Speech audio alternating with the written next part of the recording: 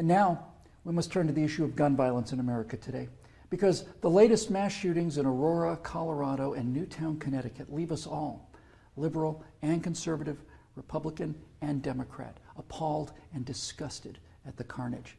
Now, some people, and that includes many of you in this room tonight, want to place the blame for this horror on things like 30-round magazines or semi-automatic rifles. We want to blame something, anything that we can control.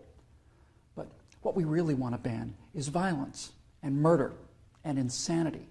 Now, we don't talk about that, though, because deep in our hearts, each of us knows that violence and murder and insanity are built into the human condition and likely always will be. You know, there are two kinds of animals in this world, predators and prey. No one watches a leopard chase down a gazelle and denies that the gazelle has a right to use its hooves and horns to protect itself from the predator. But there are people in this room tonight and all across the country who would deny that same right to self-defense to other human beings. Such people seem to think that the way to stop the leopard is to cut the horns off of the gazelle, that by somehow making it easier for the predator will simply go away. My friends, this is insane.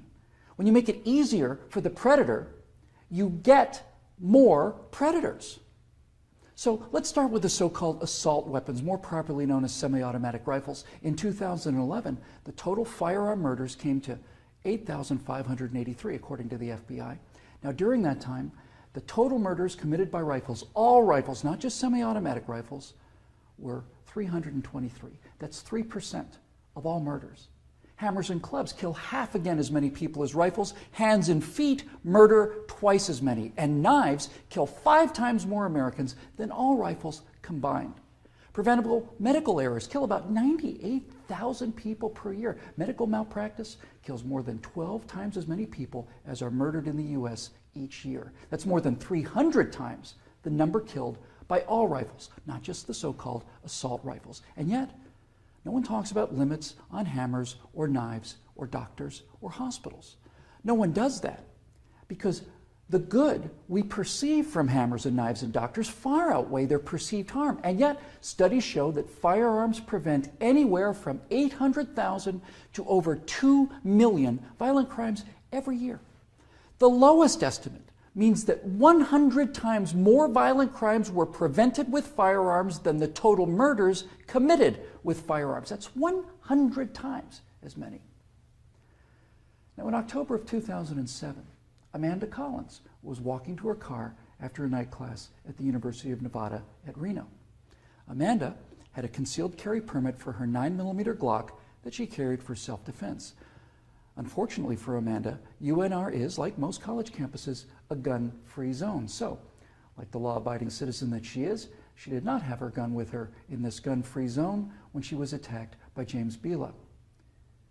Bila raped her on the UNR campus less than 300 yards from the campus police office. He then walked away, and a few months later, this human predator went on to murder 19-year-old Breonna Dennison. Amanda Collins went on to say, quote, "I know, having been the first victim, that Breonna Dennison would still be alive had I been able to defend myself that night," unquote.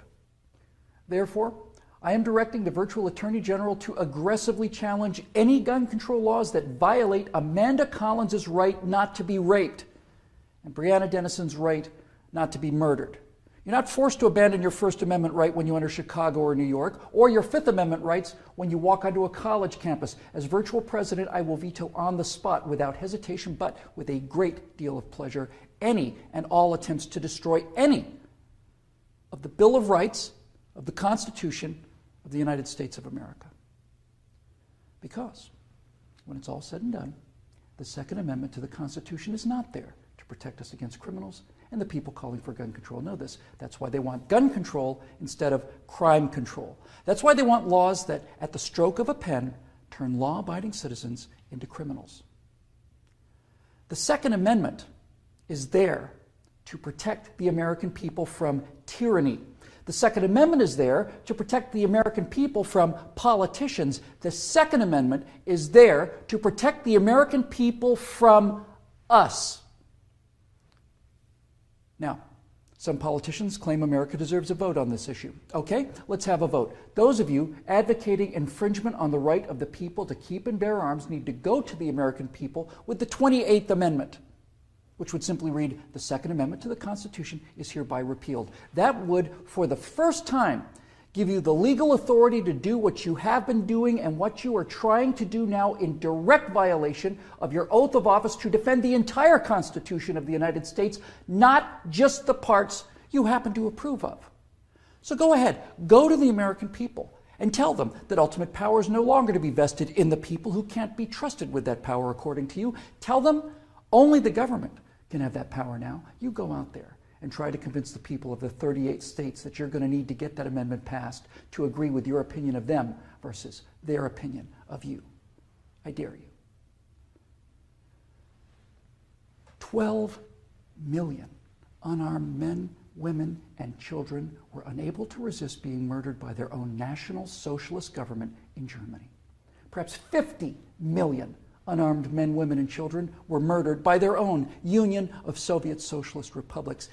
50 million Chinese murdered by their own government under Mao, who also disarmed his people. And in Cuba, and in Vietnam, and in the killing fields of Cambodia. Now you say that can't happen here? You say we're protected? By what? By the Constitution that you're in the process of destroying? You are in violation of your oaths of office by so much as introducing this legislation, let alone passing it. My fellow Americans, the previous inhabitants of this chamber watched as 100 million people were murdered after being disarmed by their own governments. Every single one of those men, women, and children were as real and precious and irreplaceable as the children at Newtown. And I tell you here and now that I will be damned if I will let that happen to the American people.